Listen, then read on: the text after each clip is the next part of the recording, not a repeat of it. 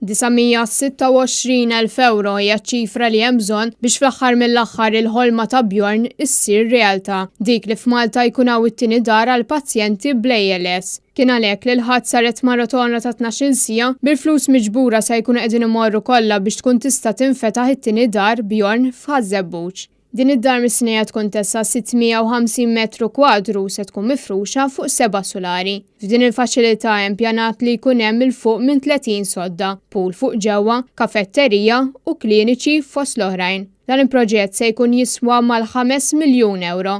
Fl-aħħar 3 snin inġabru fuq 4 miljun euro u bekk baqa' inqas minn miljun euro biex tintlaħaq il-mira. Nkomplu għaddejjin, nkomplu naħdmu, nkomplu nċemplu u nagħmlu dil-ħolma.